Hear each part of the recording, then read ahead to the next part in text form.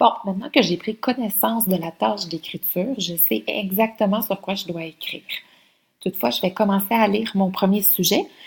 J'ai le texte ici qui s'intitule Sophie Scholl debout face à l'horreur. Donc, je vais jeter un œil, je vais faire un survol sur le texte à partir des éléments graphiques pour me donner une idée de quoi parle ce texte-là exactement. Donc, le titre, je l'ai lu. Donc, on parle souvent d'une jeune femme ici qui est restée debout face à l'horreur. Donc, on ne sait pas plus de détails. On va le découvrir dans le texte.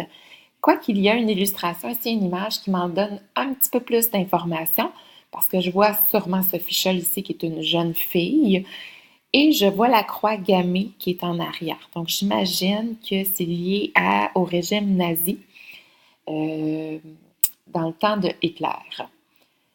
Si je continue un petit peu plus bas, je vois une illustration ici qui représente les jeunesses hitlériennes que je vais lire un petit peu plus tard. Donc, je crois que j'avais raison. Ça confirme ce que je pensais. On est à cette époque précise de l'histoire. J'ai à la deuxième page déjà des mots ici comme la Gestapo. Je sais que c'est la police politique nazie. Fait que je suis vraiment dans ce sujet-là. On parle de catastrophes humaines. Et si je regarde la source à la fin, j'ai même un titre ici, Hommage à Sophie Scholl et à la résistance allemande contre le nazisme. Donc, je peux faire un lien facilement avec mon titre ici. Elle est sûrement restée debout face à Hitler, face au nazisme de l'époque. Elle a dû combattre à ce moment-là. Fait que je vais aller valider avec la lecture de mon texte. Aussi, je me rappelle par rapport à ma tâche d'écriture que j'ai deux éléments importants à chercher. Donc, la description. Je dois décrire qui est Sophie Scholl.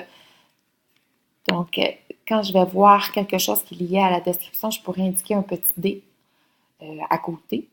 Et je dois justifier également. Donc, la question que je dois me poser, c'est pourquoi elle a marqué l'histoire en faisant avancer la cause des droits et libertés. Donc, à ce moment-là, quand je trouverai des réponses liées à cette question, je pourrais marquer un petit J pour dire que c'est une justification. Alors, commençons le premier paragraphe.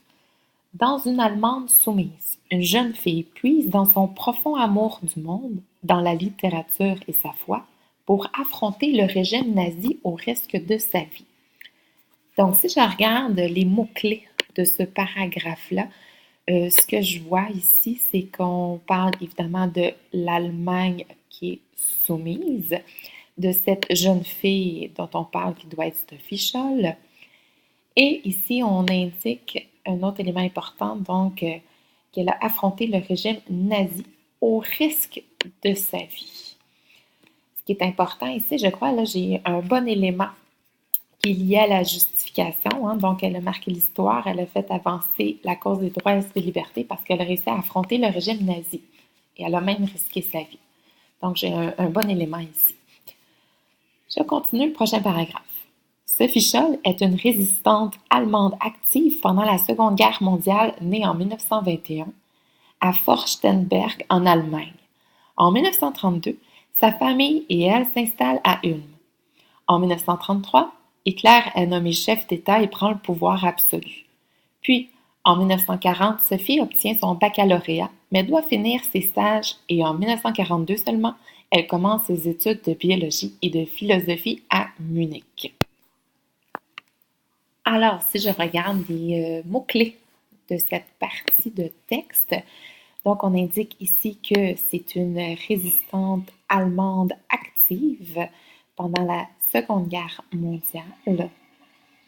Elle est née en 1921 en Allemagne.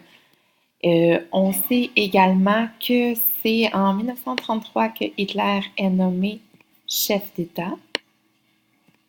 Et c'est en 1940 qu'elle obtient son baccalauréat et qu'elle commence ses études de biologie et de philosophie à Munich. Et ça se passe en 1942. Donc, beaucoup d'informations, beaucoup de dates, beaucoup de lieux. Donc, je crois que c'est davantage lié à la description ici. Surtout que je sais, je peux aller mettre des mots-clés dans la marge aussi là, pour désigner qu'est-ce qui est, de quoi il est question dans ce paragraphe-là. Donc, on parle effectivement de sa naissance, du contexte politique dans lequel elle a vécu et finalement, on termine avec ses études. Donc, il y a beaucoup de descriptions dans ce paragraphe-là, mais il y a un petit élément qui est important ici parce qu'on dit que c'est une résistante allemande active pendant la Seconde Guerre. Je pourrais l'utiliser évidemment en justification, ce petit élément-là. Mais pour le reste, c'est pas mal de la description. Je continue au prochain paragraphe. Pendant ce temps, l'Allemagne est en guerre. Donc, pendant ce temps-là, si je me souviens bien, c'est pendant le temps de ses études. Sophie vient d'avoir 20 ans. Ses études en philosophie et en biologie sont interrompues puisque tous les jeunes Allemands doivent faire leur effort de guerre. Ça veut dire leur effort de guerre. J'imagine que c'est le fait qu'ils soient enrôlés dans l'armée, qu'ils sont obligés d'aller faire la guerre pour Hitler. Elle travaillera obligatoirement d'abord dans un jardin d'enfants, puis dans une usine de munitions. Donc, j'imagine que ses études ont été interrompues. À ce moment-là, j'ai des informations importantes ici que je vais aller souligner encore une fois. Donc, l'Allemagne est en guerre. Sophie, elle a 20 ans à ce moment-là. Donc, ses études sont arrêtées pendant ce temps-là parce qu'elle doit aller travailler pour la guerre. Donc, elle va travailler obligatoirement parce qu'elle est vraiment obligée. C'est ça, c'est ce qu'on appelle un effort de guerre, j'imagine, dans un jardin d'enfants, puis dans une usine de munitions. Donc là, encore là, ici, je suis davantage dans la description liée à sa vie pour mieux comprendre qui elle est. Je poursuis au prochain paragraphe. Sophie Scholl vit dans une époque où il est difficile de combattre le nazisme. D'ailleurs, son père a été arrêté pour avoir laissé entendre que l'Allemagne se déshonorait en ayant mis au pouvoir Hitler. Son frère Hans, lui, est enrôlé et il partira bientôt pour la Russie. Quant à Sophie, elle reste au pays et elle tente de comprendre ce qui se passe. OK. Donc, information, mots-clés de mon paragraphe. Il faut comprendre que l'époque, c'est difficile de combattre le nazisme. Ici, je pense qu'il y a une histoire de famille, je pourrais le noter à côté, donc parce qu'on parle ici que son père a déjà été arrêté parce qu'il était contre Hitler et son frère Hans, lui, est enrôlé dans l'armée.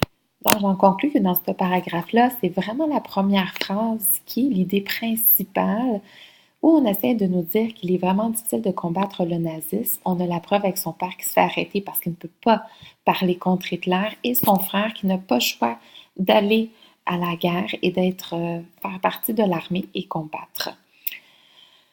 Alors, cette partie-là, sachant qu'on parle justement de la difficulté de combattre le nazisme, ça exige donc du courage, donc ça justifie le fait que Sophie Scholl a marqué l'histoire. J'irais vraiment dans la justification ici.